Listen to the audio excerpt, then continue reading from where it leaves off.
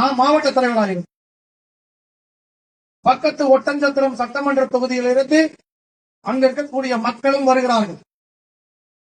பழனியாண்டவனுக்கு சொந்தமான 218 ஏக்கர் கோசாலையோடு சேர்த்து 1000 ஏக்கரை எடுத்து அங்க சிக்காட்டேன்னு சொல்றாங்க. அந்த மக்கள் கூட வர்றாங்க. விவசாய நிலங்களை எடுத்தா எப்படிங்க பண்ண முடியும், நீங்க ஒரு வாங்கினா போனேன், மக்களிடம் சேர்ந்து போராடினேன். அந்த சிப்காட் நிறுவனத்தை நிறுத்திவிட்டு வந்தேன்.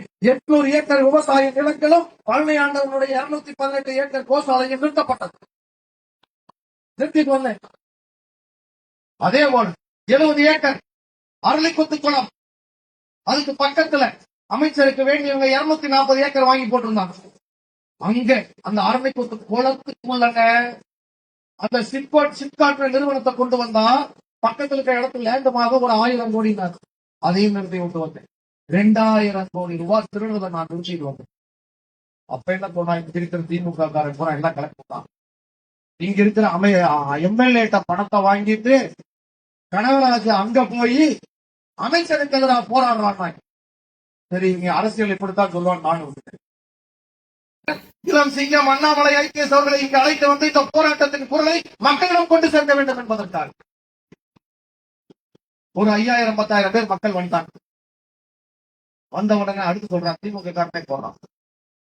கனகராஜ் வந்து அமைச்சர்கிட்ட பணத்தை வாங்கிட்டு இங்க வந்து எம்எல்ஏக்கு எதிராக போராட்டம் பண்ணாங்க. வேண்டாம், அங்க போய் போராட்டம் பண்ணா இங்க இருக்கிற எம்எல்ஏட்ட வாங்கிட்டீங்களா, இங்க வந்து எம்எல்ஏக்கு எதிராக போராட்டம் பண்ணா அங்க இருந்து அமைச்சர்கிட்ட பண்ணா எனக்கு எவ்வளவு தாண்டா கொடுக்குறீங்க இல்லையா, கொண்டாண்டா கொடுங்கடா, தேர்தலையே கொடுங்கடா. இப்படியே கிளப்பி விடுறான். திரும்ப கேட்கிறான், கனகராஜ் உனக்கு எப்படி வீடு வந்தது? நான் பொதுவாகவே பர்சனலாக பேச மாட்டேன், கட்சியினுடைய கொள்கை மக்கள் வேண்டாம். இன்றைக்கு அந்த அளவுக்கு கொண்டு வந்துட்டான். கனகராஜுக்கு எப்படி வீடு வந்துச்சு? ஆமா, இப்ப நான் வீடு வாங்கியிருக்கேன், அதுக்கு முன்னால் இந்த தெருவில் இந்த இடத்துல படுத்திருந்தேன், இந்த இடத்துல படுத்திருந்தேன். கனகராஜுக்கு எப்படி கார் வந்துச்சு? இந்த நேற்று வரைக்கும் நான் தான் சைக்கிள்ல போயிட்டு, இப்பதான் வந்து கார் வாங்கி கொடுத்துருக்காங்க. இப்படி தொடர்ந்து ஒரு வேலையை செஞ்சுக்கிட்டே வந்துட்டு இருக்காங்க. நான் சொன்னேன், எனக்கே நீ 4 கோடி 5 கோடி கொடுக்குற மாதிரி இருந்தா அப்ப நீ எவ்வளவுடா கொள்ளை எடுத்து வச்சிருக்கிற?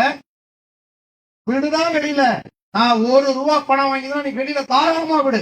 இல்ல என் பாரதிய ஜனதா கட்சிக்கார எந்த தொட்டன தலைவன் ஒரு இடத்துல வந்து 5000 10,000 வெளியில ரிலீஸ் பண்ண, இதுக்கு எந்த பயம் எங்களுக்கு கிடையாது.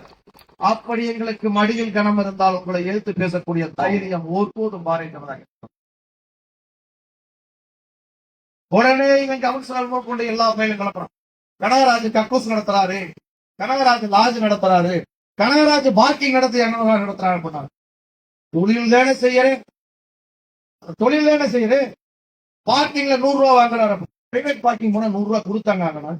நகராட்சியோட சைக்கிள் ஸ்டாண்டு போனாவே 10 ரூபா வாங்குறீங்க. வாங்குறாங்களா இல்லையா? வாங்கிட்டே ஆகணும். தொழில் செஞ்சுதான படுத்துறேன், இல்ல உங்களை மாதிரி வடிவேல் மாதிரி கொக்கா வேண்டாம். பர்சனலாம் போனா நிறைய அக்கா உழைச்சது வாழ்க்கையில வெளியில வெட்ட வெடிச்ச மாதிரி போயிடும். திமுக காரனுக்கு இப்பவே எச்சரிக்கிறேன், நான் தொழில் செஞ்சுதான் சம்பாதிக்கிறேன், தொழில் செஞ்சுதான் சாப்பிடுறேன், தொழில் செஞ்சுதான் கார்ல போறேன். அதை விட்டு போட்டு எப்படி பணம் வந்துட்டா வா சொல்றேன். நான் நிறைய பேர்த்த கேட்டேன், ஒருத்தர் திமுக காரன் நானே கேட்டேன், கனகராஜ் இதெல்லாம் எப்படி வந்துச்சுன்னு கேட்டான். நானே திருப்பி கேட்டேன், சரிங்க நீ வந்து 2 மாசத்துக்கு மேலதான் கல்யாணம் பண்ண, 5 வருஷம் மேல கல்யாணம் பண்ண, 4 வயசுல புள்ள எப்படா வந்துச்சுன்னு கேட்டேன். 10 வருஷத்துக்கு முன்னால சும்மா சுத்தி இருந்தா எனக்கு 2 புள்ள எப்படா வந்துச்சுன்னு கேட்டா போய் சொல்ல முடியுமா? ஒரு சாமானியன் அரசியலில் ஜெயிக்க வேண்டும் என்று சொன்னால் இவர்கள் சொல்லக்கூடிய அத்தனை பொய்யையும் பாரதிய ஜனதா கட்சி இருக்கக்கூடிய அத்தனை தொண்டனும் உடைத்தறியத்தான் வரும், உடைத்தறியத்தான் வரும். என்ன ஏதாச்சும் பண்ணுவாங்கன்னு பயந்து இருந்தேன்னு வச்சுக்கோங்களேன், வங்கு மாதிரி பறிச்சு வங்கலி மாதிரி உள்ள உட்காந்து இருப்பேன். 37 வயசுல உங்க முன்னாடி சேர் போட்டு பேசிட்டு இருப்பேன். தொட்டு பாருங்க, பாத்துக்கலாம் தான் இங்க வந்திருக்கேன். எனக்கு